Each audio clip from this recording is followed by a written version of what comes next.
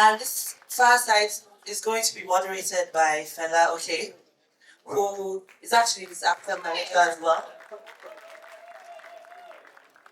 So sit down, relax, and enjoy the conversation. Thank you, everybody, for waiting. In school, I wasn't really good at a lot of things. I was one of those late bloomers. I was very small, very short, and I wasn't good at sports. I wasn't as smart as the best academics. I wasn't as nerdy as the nerds, so I always felt out of place. But one time I did a monologue, and that's where I found, like, wow, this is one thing that I'm good at. I think I know how to act. And then I went to my parents and told them that I think I found the best career that you could ever imagine for your child. My dad was just like, oh, thank you, Jesus. Lawyer. Said that, nah, I want to be an actor. And at the time, you know, mom and dad's understanding of acting was babasue, drama. That's what they were calling it. But despite that, they were very, very supportive. And they took me to my first auditions.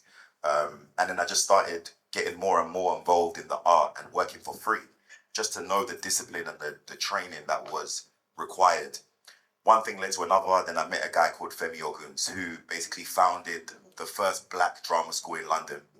I'm sure, Femi, he's not here, but love to you, bro. And I'm sure you've heard about a few people that have come from there, Michaela Cole, Damson Idris, a few people that have come from that school. And it was just training back to back. It wasn't all this glitz and glamour and celebrity social media following nonsense.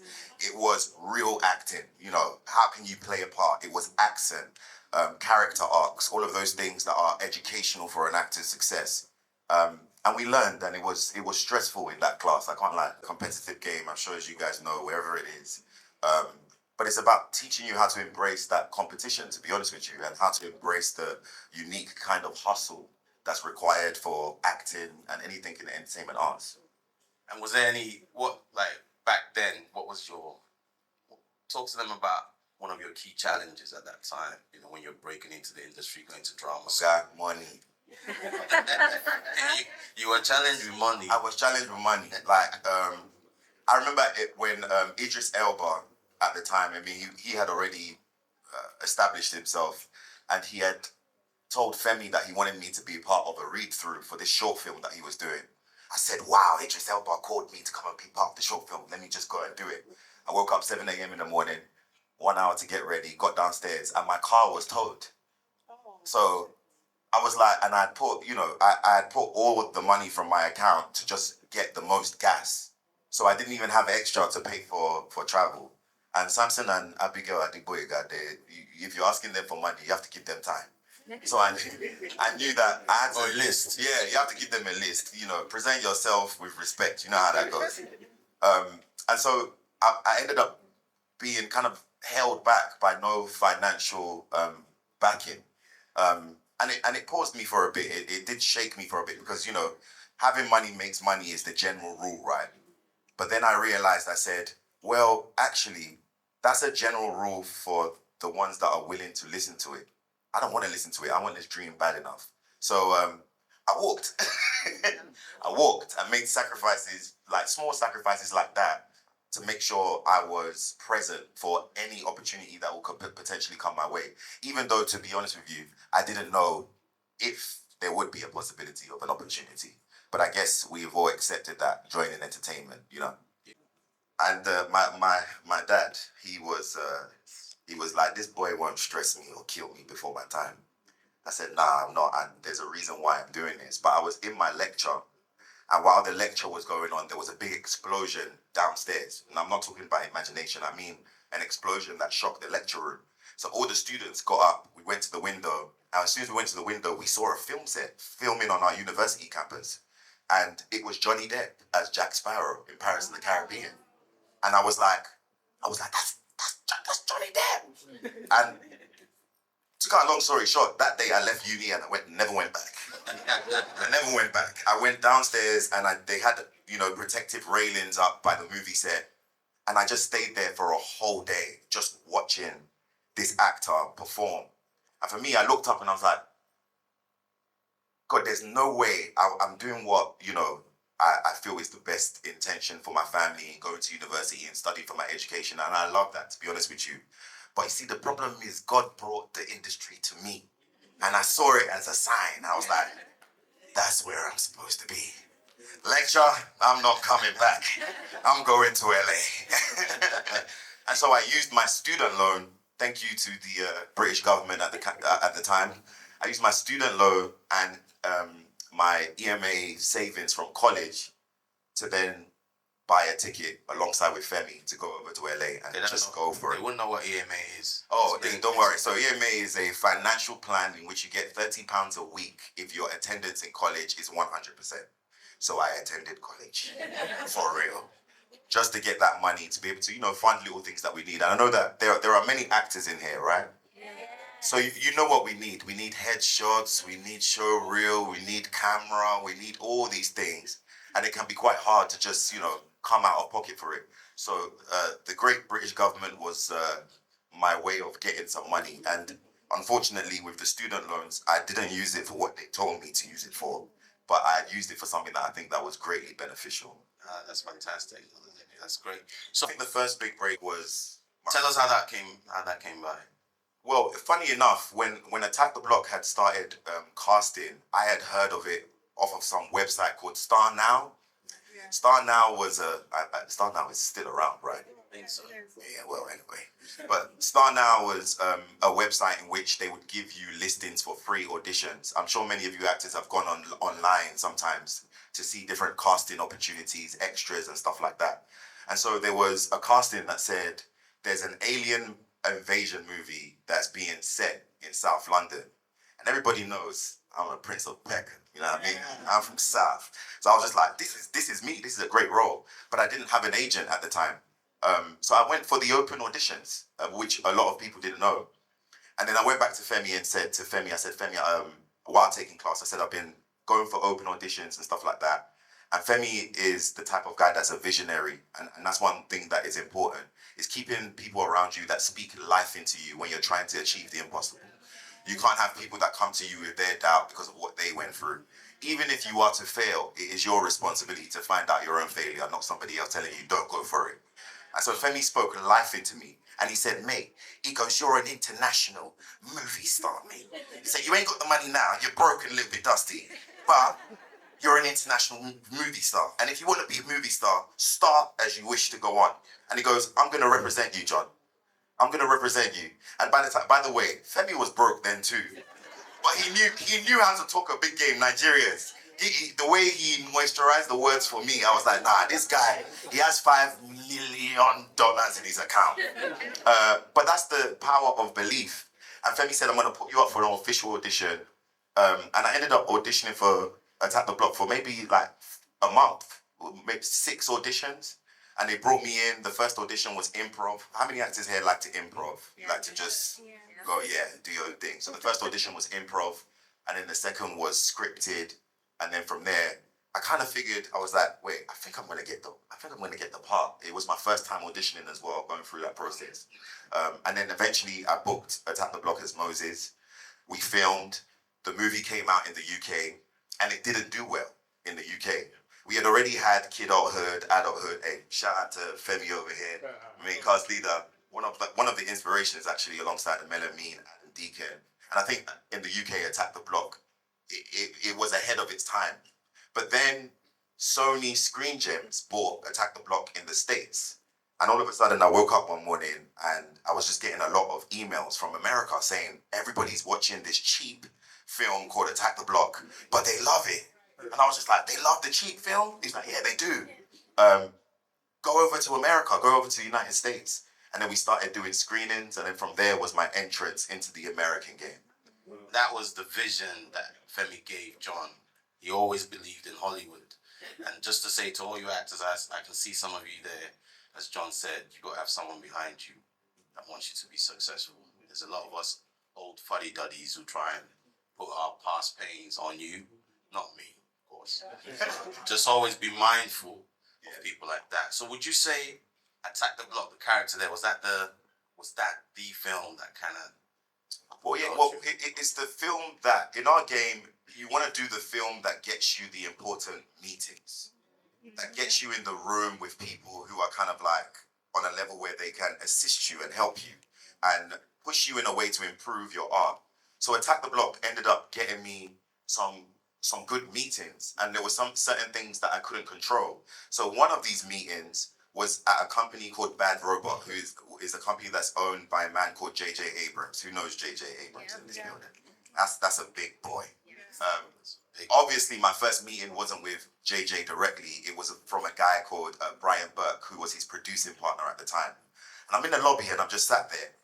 And as I'm sat there waiting to be called up to my meeting, I hear this very familiar voice. And the voice was just like, "Oh my God, dude, I love you in Attack the Block."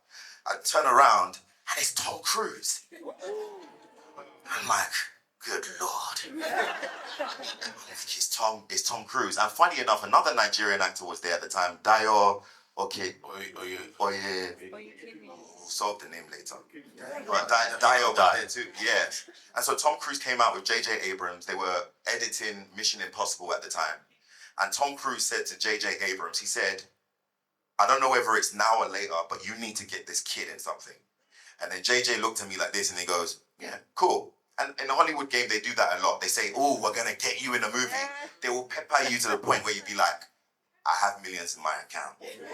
And then you won't hear anything back. So I didn't really take it seriously. I was proud to meet these incredible actors. I had asked them questions, how do I do this? And how do I hustle? What do I need to do to be a better actor? And I got some good answers.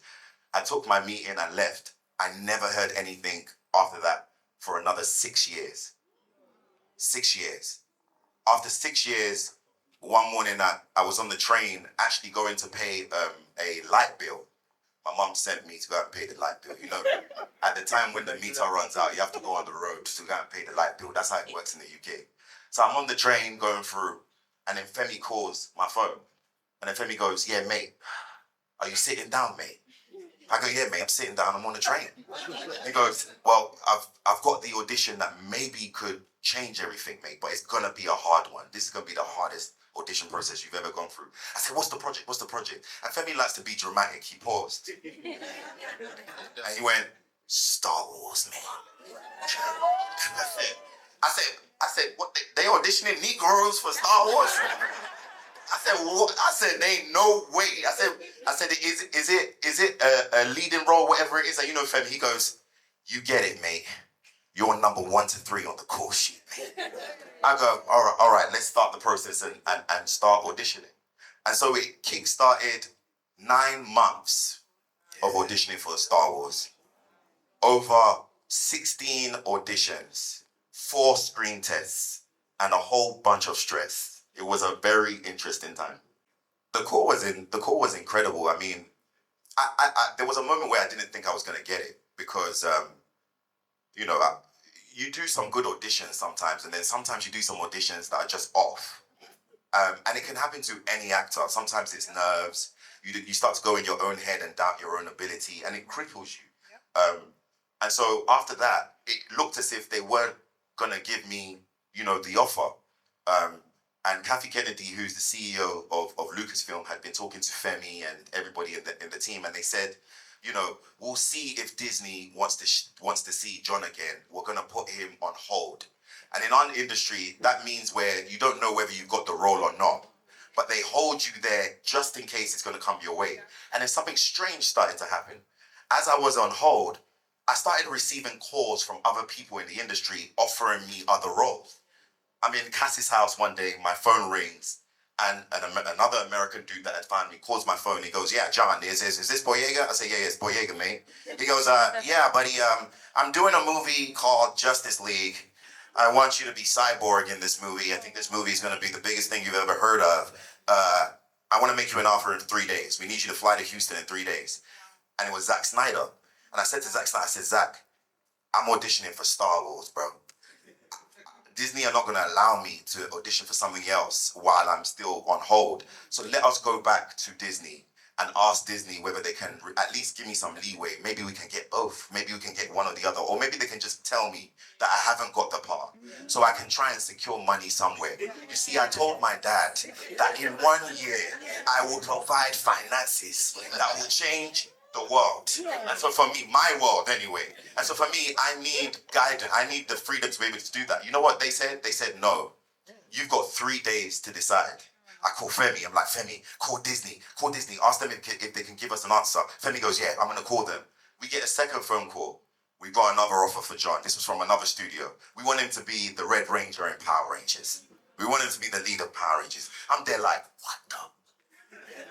All this stuff is going on. It's crazy. And they gave me 3 days as well. For some weird reason, they were like, we can only secure you in 3 days. Now I'm in a dilemma.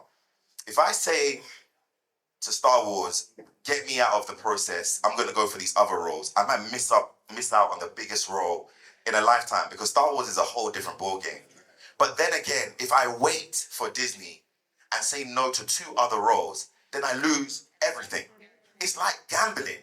I had to look up and I said, God, you're a joker. You're a joker. And then Femi said, I need to meet up with you face to face, because this is a hard decision you're going to make. So we met up at the Dorchester. We sat down, and Femi said to me, he goes, mate, when I found you, what did you tell me that you wanted to do? I said, I wanted to be historical. I wanted to be one of them big ones. He said, you wanted to be one of them ones. He goes, usually people try to humble themselves. They don't want to say what their aspirations are, because it's, you know, it makes people feel some type of way also sometimes. And he goes, this is what you told me. So he goes, by that same rule, we are to say no to these 2 other roles that are lesser than for you. And we are to put all our cards into Star Wars, mate. And he goes, look, you've been broke for a long time. At least you know how to do it. You're not going back to something that you don't know, mate. You've been doing it for your whole life. And I said, you know what, you're right. But sometimes when the opportunity is there, we get glitchy, and we wanna secure ourselves, because we've been suffering, Sha, you know, like we've been going through things. And I said, you know what? I said, Femi, this is one of these God moments where we're supposed to make the alien choice, the choice that people go, come on, it's simple. Just take the role that they're offering you, at least secure yourself. And then I said, you know what, Femi? Let's go for Star Wars. Now, as I said that, obviously my heart dropped to my kneecap, because I was like, how do I explain this to Samson? That's my dad, by the way. How do I call him by his first name when I see him as a business kind of guy. So how do I explain this to him? But then we just settled on what we have to go for. Yeah. But how did you at that time handle that? Like, what was going on internally? What was going on up there? Of course, you had your folks, your friends. Yeah, it was a combination of things. You'll get advice from family. You'd get advice from some friends.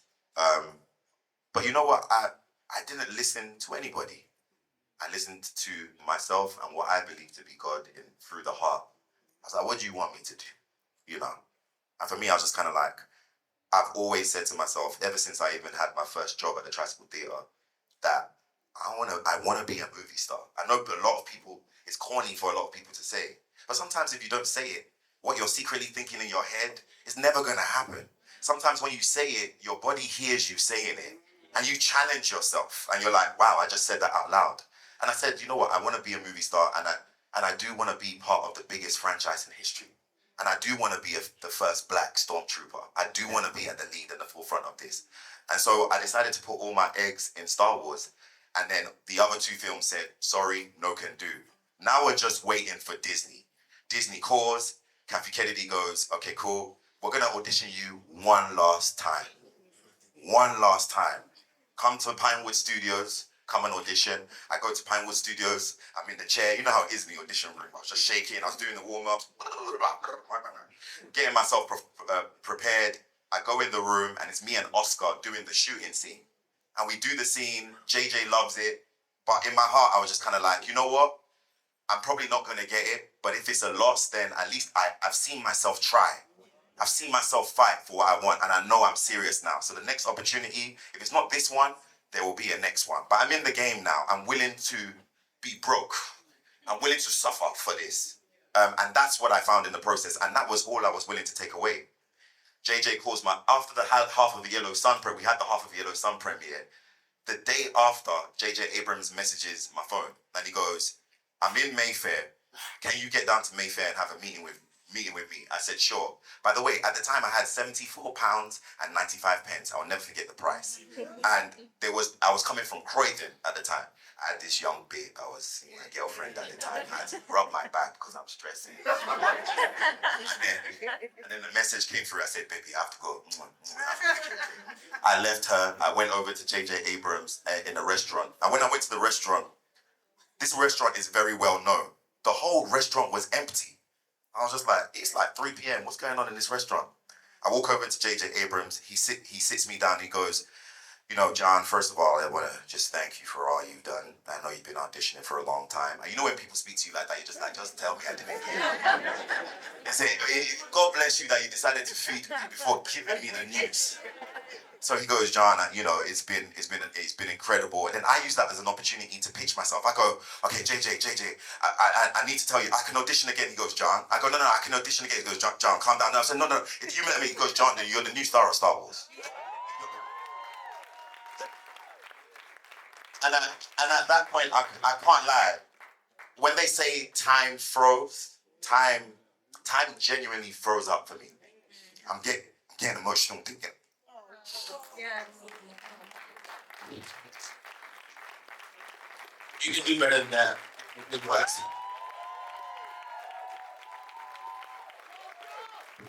I understand artists, and I understand how unrealistic this job is, and how much you guys are suffering for your own individual part of the pie, and it is hard. So once you get that news, Chioma, once you see that what you've developed is come, and then that release comes off of you, it feels like this. Ugh. Yeah, man. You get what you get. But then after that, there was a whole new level now. You've got the part now. Now you need to do the job.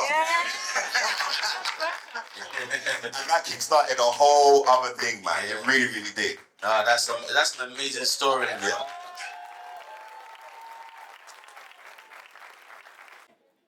Fontaine, they clone Tyrone. Big shout out. Big shout out to the live over there. Let them see you. Let them see you. It's on the movies. They clone Tyrone for me was Shakespeare. It was a chance for me to show people. It was even on the basic level of being an ego boost. I remember when Stephen Love, Charles King had got me involved in the movie, and it was a challenge. You know, they came to me with a very nuanced opportunity and role. I mean, you're reading a script and it says, well, you're going to play a 28-year-old dude, you're going to play a 77-year-old dude, you're going to play multiple different characters in one, and we want you to make all these characters significantly different. And I remember being like, oh, don't give me that, because now I can really fly. And it launched me. It's not just opportunity, but you know, there are certain roles that push your skill set. Where you feel it on set, you're like, ooh, I think I'm a good actor. And that was one of those roles that for me was it pushed me. We had such an amazing time in Atlanta as well. We had shot during one of the hardest times in our industry during COVID, which was a hard challenge. But Fontaine was for me, it refreshed me. It made me fall back in love with acting again, like how I was when I was in drama school. And alongside that though, it can never be They Clone Tyrone by itself. You know that, right? Yeah. It's the Woman King.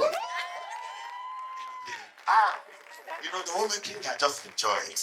I enjoyed myself. I experienced true equality. The women were fighting, facing the war, bleeding all day on set. Me, pampered, in robes, with many, many wives. And I really enjoyed myself. Shout out to Gina Prince Spiderwood and everybody on that. Lashana Lynch, Chusa and Bear Blue, everybody. Yeah, Viola Davis, we had an incredible time. They say art imitates life, right? So you really enjoyed that. Yeah, but I can't bring 13 home now. My mom and dad won't agree. Of course not. But yeah, The Woman King is a favorite. It's a favorite here, and everyone loved you in it. Yeah, I always thought it was you just went on the robe and playing, and you really enjoyed it. Yeah. So how did that come about? How did you get involved in The Woman King? Well, Viola Davis and Gina Prince Spiderwood just wrote me a beautiful letter, and it kind of speaks to what we're trying to do out here. They knew that they had approached other actors of caliber, but the role was small. If you notice that the king came in a few times and the women were at the forefront. So they decided to write a letter to at least beg an actor that, like, please help. Like, you know, this role is not what you're used to. The size is not what you're used to, but if you can come in and support these women in a lot of their first big action role, then this would be great because we have a male actor that's validating these black women, especially the dark-skinned black women in our industry. Colorism, we know how that works. And they touched on all of those points. If you know about Viola Davis, she speaks on it heavily, and she spoke about it in the letter. And I just said yes. I said yes. I most definitely would support and come in there and be a part of it. And I said, well, Gina, I haven't read the script. Who am I playing? And she goes, I'm going to read you a line from the script to know who you're playing. She said, you are playing an African king who walks as if he has the burden of the world on his shoulders. I said, oh yeah. I said, do I get robes? She said, yes, John, you get any robes you want. Yeah, great. And so that's how the Woman King started. That's an awesome story. I'm going to open it up to the audience in a second, but I want us to talk about, we've been coming here since 2018. That was our first trip to Nigeria. But going from the Woman King, Our first business trip to Nigeria. My first time in Nigeria was at 9 years old, by the way. But I was staying in Abeokuta, so that's different. Abeokuta is nice. It is what it is. But, informing everything we're trying to do in Africa, why is this time important? Why is Nigeria important? And all the stuff we're trying to do here. But I think I've always been curious about Nollywood. I mean, I tried Nollywood when I was younger. At the time, Michael Bamiloye and a few of the more Christianized drama guys came down to London to do a workshop. And that was the only way I knew about what was going on this side. I mean, I had grown up on the movies because my mom is a Nollywood buff. But I just wanted to get in some way, and I ended up doing a workshop with those guys. And obviously when one thing led to another, I booked Half of the Yellow Sun. And Half of the Yellow Sun was exciting for me because, first of all, it was funded heavily from within Nigeria. We were on the soil to shoot. And I was looking around, I was like, we're in Nigeria, we're in Creek Town. There's explosions, there's great cameras, everything that we have over across the pond. And that my curiosity for Nigeria has grown. And I'm kind of like, why can't we do it here? Why can't we do high quality movies with great narratives over on this side of the pond? So getting involved in Half of the Yellow Sun, getting involved in The Woman King only grew my curiosity and my kind of hunger to see Nigeria bring out a movie that the world notices. I kind of want to increase the standard. It's not just about making films that are just cool for us. It's about developing films that the world can praise you for. Movies have a way of, it's one room, the lights are off, and people from different cultures come into one room to watch a movie. And when a moment in a movie happened, all of us from different tribes, different languages, we all react. When the lead woman gets her heart broken, we say, hey, yeah. When the guy dies that we love the most, we cry. When Lashana Lynch died in The Woman King, everybody went, ugh. Everybody felt it. And I would tour with films all around the world to see that movies bring people together. And what it does is, it gives you a representation for people who may not be able to come over here and for people who don't have the insight. So I always thought to myself, just like Afrobeats, where their videos and their concepts are high quality, they're imaginative, why not the movies? And so that kickstarted our journey in coming over here and getting to know the lay of the land before we bring the cameras in. Yes. There is a plan to bring the cameras in. A whole lot of cameras. So we're working very hard behind the scenes, and it's an amazing journey for me. So I'm gonna open it up to the audience, and let's hear your questions. Genevieve is my favorite actress on this side of the planet. Not only because as a child I grew up watching her alongside with Mutola and those early days. There was something about her acting ability for me that I thought could transcend any type of filmmaking. Seeing subtle beats, that she works with subtle beats. She doesn't always have to say much. And I think film is a different medium. It's not like theatre where you have a live audience and I need to open it up for you to see. Film is intimate. Film is supposed to be the eye that shows moments that other people don't see. And Genevieve always had a way of transcending that kind of skill set. And I've spoken to Genevieve, we're starring in that.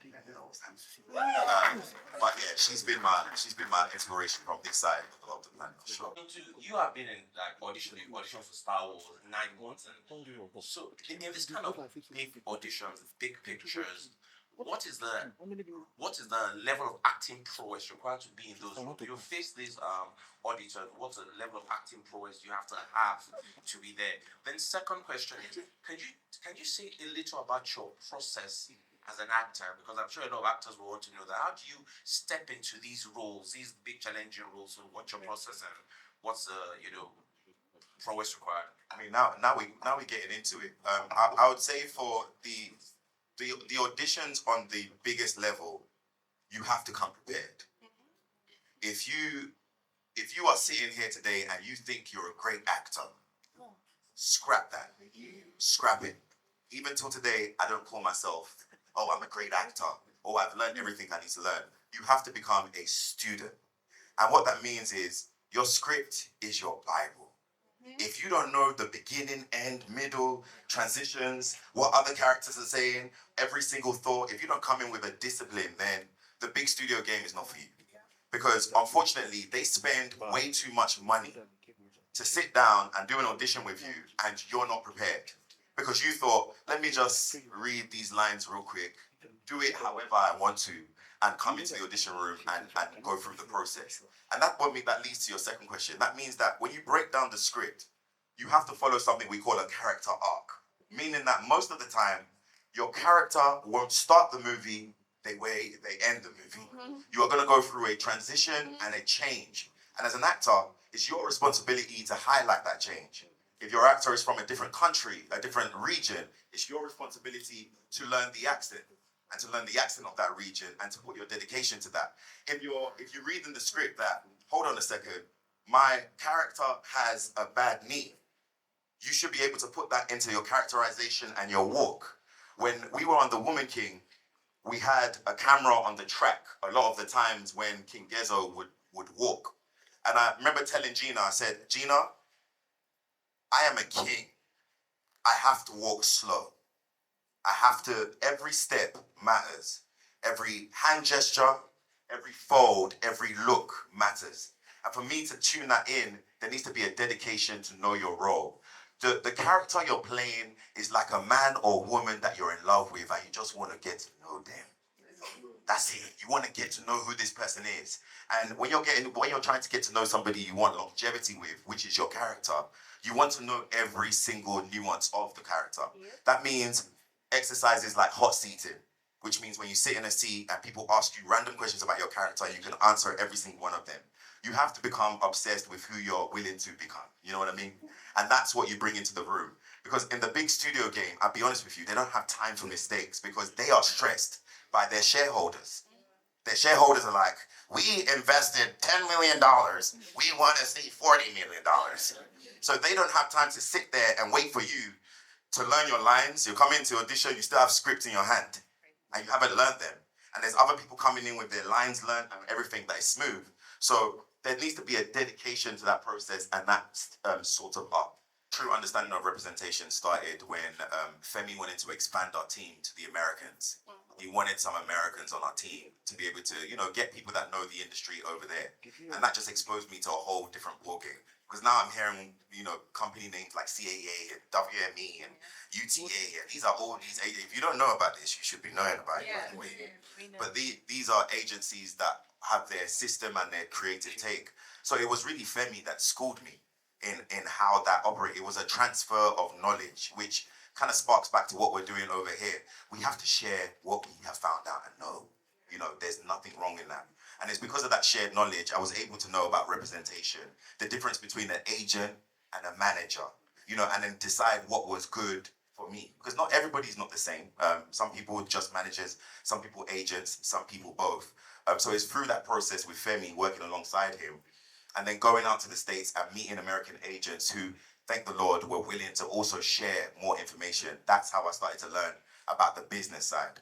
And to speak to that as well, you want to get into this game, you can't just be an arty-farty. which means I just want to be an actor and perform, and I don't want anybody to know, I just want to perform. That's it. You are a business. You are a business, you are a business, you are a business. The audience filling out this room, if we don't have that, we can't make another movie. So there needs to be a process of learning marketing, learning how the presence works with branding, learning about all these extracurricular things that surround your acting career. So that's how I learned about it. It's what is in motion right now. You're existing at the era in which that gap is being bridged. Yeah. We are right here in front of you in the flesh. Anybody that comes home, especially from the other side of the pond, has true intentions to see this happen. Because you're talking about the greatest greats, but there's also challenges over there. We just got off a strike. And from a strike now, we have a limitation of roles, especially for the black actor out there. And we've seen people like Viola Davis talk about trying to create other lanes, for us to have opportunity. But what we're finding here is we're coming to this side of the planet, but unfortunately, the filmmaking is not at the level it needs to be. I'm going to repeat that. We are going to have an honest conversation about this. The filmmaking is not on the level it needs to be. And that means that don't mention the 15 years, 27 years, 30 years you've been in the business. Don't mention it. Everybody has to be a student and collaborate at this point. Even me in my position, there are things that I can learn from you guys. Because even if we come in with the quality, you guys still have the authenticity that will still need to exist. So we need to collaborate. But to collaborate, I need to get off my Hollywood high horse. And for you to collaborate, you need to get off your Nollywood high horse. You know what I mean? I've done this for 17 years, 27 years. Raise the standard. I want to see a Nigerian franchise that can make $1 billion in the global box. I don't want to hear about $1 billion naira. You understand? I want us to be main players at the mainstream for sure. But you're right. We do need to improve the quality of filmmaking here, which then leads to, of course, we need opportunities like the workshops that you do, the shadowing workshops that provide opportunities for people to learn. Shadowing clauses. We need government. We need government here. We need their backing. Hopefully, you guys have been to multiple events where they've pledged promises and said that they're going to support. We hope so. But in the meantime, I think the most important thing now is we need to change our minds. That's where everything starts. Change the mind. The standard that you thought, when you think you've arrived too early, you most likely are too early. We need to raise the standard. And the new standard should be, if I enjoy going to see Marvel, Avengers, why not in Nigeria? What if an alien invasion in a franchise movie was to actually happen in real life? They're not going to any Western countries. They're coming to where the resources are, to Africa. Why can't we have those kind of movies here? We saw the way Black Panther went down in the global war. We saw what happened with that, right? How much money they made imitating you. Yeah. And we had some stars in there. But why can't we do that for ourselves? And I think it means getting off the high horses and everybody must become a student. I'm not the leader of anything, but with the quality that I have, I am to bring that to the table. With the authenticity and the quality you have, you are to bring that to the table. And directors, I don't know, how many directors and producers do we have out here? You have to open up your mind up to structural change. We need structural change. If you think you've put something together, the sound is off, the storytelling is wayward, you haven't done research for the roles, for the dialogue to be authentic, you have people in professional positions in the movies and you haven't done the extracurricular research outside of the role to see how the character would talk, walk, trust me, you're not there yet. And it's important for someone to tell you at this level that you're not there yet, because how else are you going to reach your highest height and potential? If you've always been told that, this movie was great, everything was solid, then there's nowhere to grow. And if you always get offended when people tell you that, you know what, you need to grow, this is not for you. I think we all have to humble ourselves and we have to truly get to the point where we're like, you know what, they don't respect us. They don't. But how can we join together? You have something to offer just as much as me, I'm no different.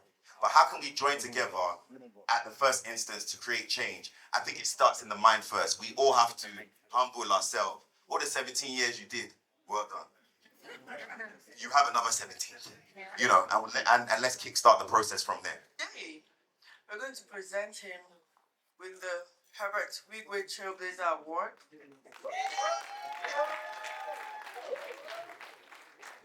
And this panel, this fireside chat was especially enlightening. And then giving him the award would make it also deserving. I might know him, but and you might know him, but a lot of people didn't know the process. So I'm very happy this happened this way. So I'm going to invite Herbert's only brother, Emeka Wigwe.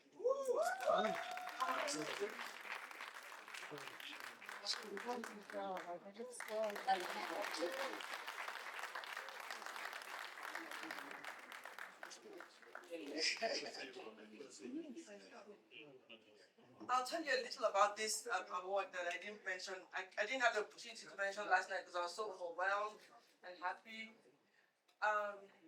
Herbert, if you knew him, he loves people like him. Anybody that knows Herbert, you know the Trailblazers. What are you doing? How are you doing it? And so this would mean so much to him. And then the fact that this, I can imagine his comments when he sees this. But the fact that this came from one of the minds in Bauchi is also something that I know would have impressed him. So the whole process of having Ifeanyi Wune, who's extremely artsy, go get these stones, him and some other lady, I'm so sorry I don't have her name. What? Maina. To get these, to present it to John. I'm going to give Emeka the honors of doing that. So, as a Trailblazer Award from Harvard, so consider this first batch from Harvard. Congratulations. It's my first award in Africa, y'all. I don't need Oscar after this. Oh, thank you. And I just want to take a moment to encourage all of you. I want to take a moment to encourage you. And I want to share this with you. This is not just mine, this is ours. As we plot and plan to shake this world through art, through cinema, I'm praying that your specific path and what you guys are going through, any obstacle, I'm praying that you will be built, a self-built motivation to pull you through. I'm praying that that happens for you. Amen. Praying also that your success will reach the highest heights, and your humility will take you through. That's my plan. Let's do it.